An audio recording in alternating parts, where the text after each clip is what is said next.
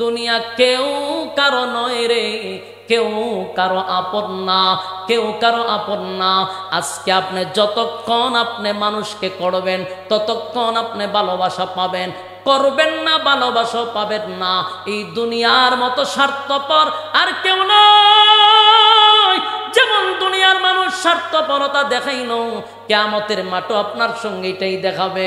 দুনিয়াতে নিজের জীবনটারে শেষ করে ফ্যামিলির জন্য করলেন, সারাদিন পরিশ্রম করলেন, মাথার গাম ফায়ে ফলাইলেন, সন্তানের সুখের জন্য, বিবির সুখের জন্য, ফ্যামিলিটারে সুখে রাখার জন্য। একবার আপনার নিজের চেহারার দিকে তাকায় দেখলেন না, শরীরের দিকে কেউ তাকায় দেখলো না। আমি সংসারের পিছনে দৌড়াইতে দৌড়াইতে আমার শরীরটা বরবাদ হয়ে গেল, আমার নিজের চেহারাটা পাল্টে গেল। একটু সুখের জন্য, মা বাবার সুখের জন্য, বাবার সুখের জন্য, বউয়ের সুখের জন্য, ভাই বোনের সুখের জন্য দৌড়াইলেন সকাল থেকে বিকাল পর্যন্ত। আল্লাহ কয় বান্দারে, আমি তোরে দৌড়ানির জন্য বানাই নাই, বানাইছিলাম গোলামির জন্য। আমি তোরে বানাইছি গোলামির জন্য। আল্লাহ কয় বান্দা, ওয়া মা খালাকতুল জিন্না ওয়াল ইনসা ইল্লা লিয়াবুদুন, আমি বানাইছিলাম ইবাদতের জন্য। আফা হাসিবতুম আন্নামা খালাকনাকুম আবাসা ওয়া আন্নাকুম ইলাইনা লা তুরজাউন, অনর্থক বানাই নাই, অকারণে বানাই নাই, নিষ্প্রয়োজনে বানাই নাই।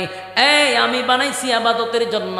কিন্তু 24টা ঘন্টার ভিতরে বান্দা দুনিয়া দুনিয়া দুনিয়া, মা বাবার সময় দেয়, স্ত্রীর সময় দেয়, ব্যবসার সময় দেয়, বন্ধু বান্ধবের সময় দেয়, বিপিএল খেলায় সময় দেয়, আইপিএল এর সময় দেয়, ফেসবুক শরীফে সময় দেয়, অনলাইনে সময় দেয়। সময় নাই শুধু আল্লাহর বেলা। বাস্তব না বাস্তব? আল্লাহ কয় সময়ের মালিক আমি, ওয়াল্লাহ সময়ের কসম, ওয়াল্লাহ সময়ের কসম, ইন্নাল ইনসানা লাফি খুসর, ধ্বংস হবে নিশ্চিত, কোনো সন্দেহ নাই। আল্লাহ কসম করে কয় সময়ের কসম, যারা সময়ের মূল্য দিলি না তোরা ধ্বংস 100%। আপনি মক্কায় গিয়া যদি বারবার হজ করেন আর কপালে কালো দাগ ফালাইয়া দিছেন আর তসবিহ একটা হাতে লইয়া আপনি হাজি সব, কিন্তু আপনি মানুষের হক মেরে খাইছেন। আল্লাহর কসম, আল্লাহর কসম, আমার কাফারা দিতে হবে না।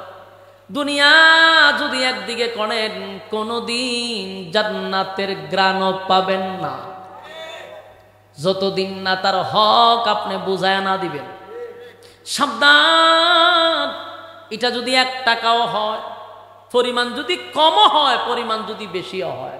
আমরা অনেক সময় খাইম কালি কইরা 10 টাকা ভরে রয়েছে, এটা বড় ঢুকাই দিলে চুরি না, কিন্তু এমন বড় নিয়েছে অথবা 4 টাকা এর সামনে লইছি, 10 টাকা নেই কেন, যার টাকাটা নিছ হে কি তোমার অনুমোদন দিছে, কইছে যে হ তুই নে, আমি দিয়া লাইলাম, বলে নাই নিছ না। সে যদি দাবি না ছাড়ে, মাগার ইডার লেগে তুমি জাহান্নামে যাওয়ার লাগবে। অথচ তুমি 10 বার হজ করেছ, এই 10 টাকার লেগে তোমার জাহান্নামের ভিতরে ঢুকতেই। এই সাধারণ বিষয়গুলো কেউ চিন্তা তুই আনে না। অনেক সময় মানুষের জিনিস এমনি নিয়ে ডংডাং করে নিয়ে যায়, ফাইজলামি করে নিয়ে যায়। আরে বেটা তুই নিছ হাতে দাবি ছাড়ছিনি, এটার জন্য তো জাহান্নামে যেতে হবে। কথা কয় না আমার যুবক ভাইরা? শেষ কথাগুলি হলো, আপনাদের কি খারাপ লাগতেছে, বিরক্ত হইতেছে? আর 10টা মিনিট মনোযোগ দিয়ে একটু কথাগুলি শুনেন। প্রথম যে কথাটা বলছিলাম, জাহান্নামীরা জাহান্নামে যাওয়ার পরে আফসুস করবে আর বলবে, হায় রে 24টা ঘন্টায় তো আল্লাহ সময় দিছিল, রাইতে দিনে মিলাইয়া কয় ঘন্টা? কথা কয় না? জাহান্নামীরা আফসোস করবে আর বলবে, হায় রে 24টা ঘন্টাই তো আল্লাহ সময় দিছিল, 1টা ঘন্টাও আমার মালিককে দিলাম না। সেদিন আফসোস করলে কোনো লাভ হবে?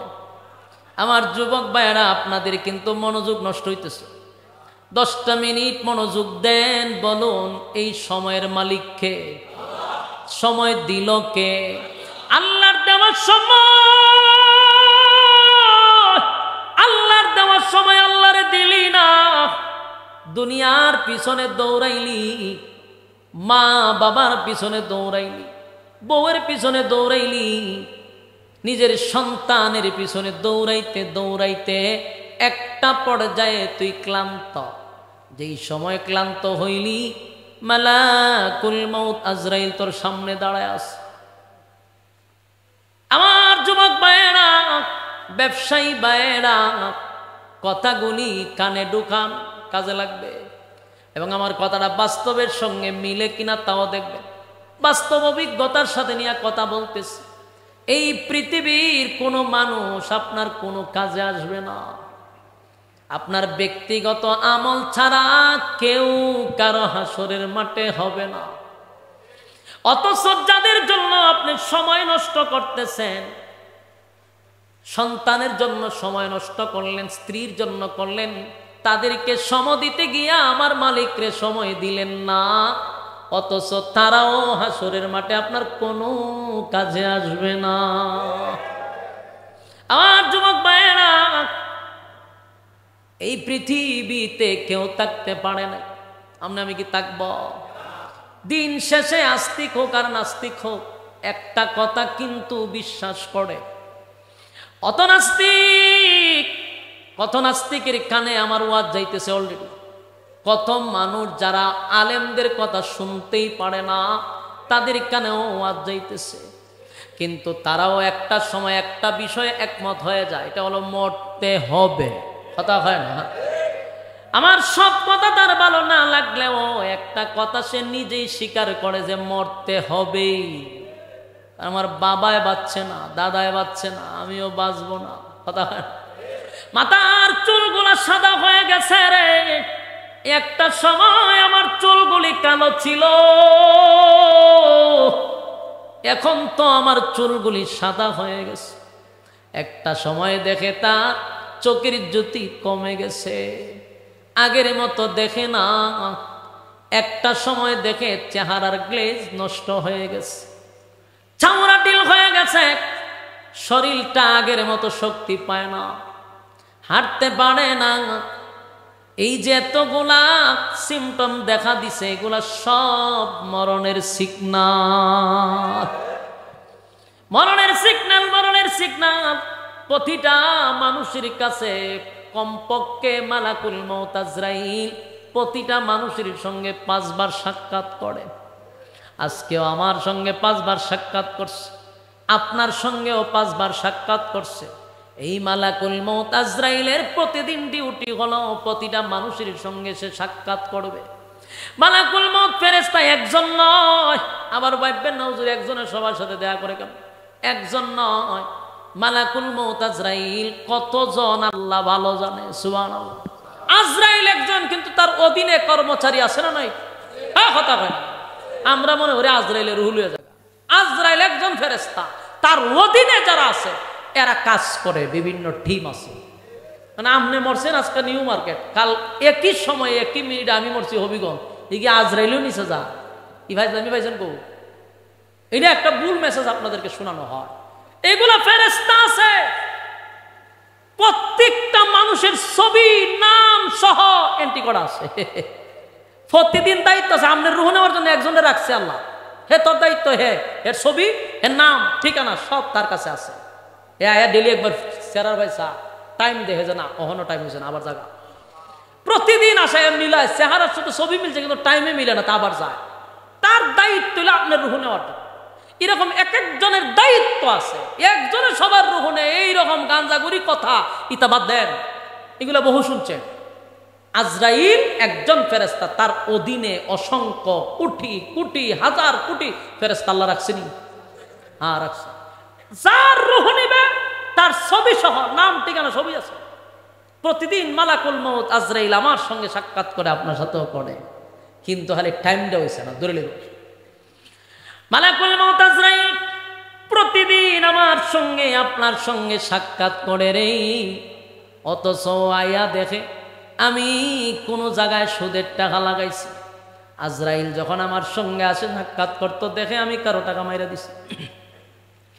আজরাইল আসে আমার চেহারা দেখার জন্য। আমি দুর্নীতিতে তখন জড়িত, আমি জানায় বেবিচারে যুক্ত, আমি সুদে মদের আড্ডায় লিপ্ত, কিন্তু দেখে যায় ধরে না, টাইম হয়েছে না।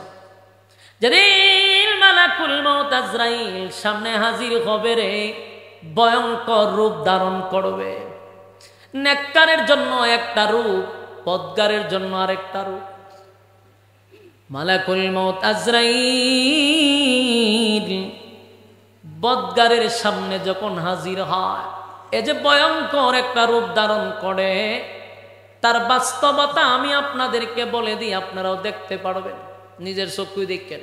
কোন সুৎকুর যদি মারা যায়, তার সামনে বসে থাকবেন, মৃত্যুর আগ দিয়া তার চেহারার দিকে তাকায় দেখবেন, তার চেহারাটা কত ভয়ঙ্কর হয়। দেখবেন চেহারাটা শুধু ডাইনে বামে লুগায়, চোখগুলা বাহির করে দেয়, চেহারাটা চতুর্দিকে লুগাইতে চায়।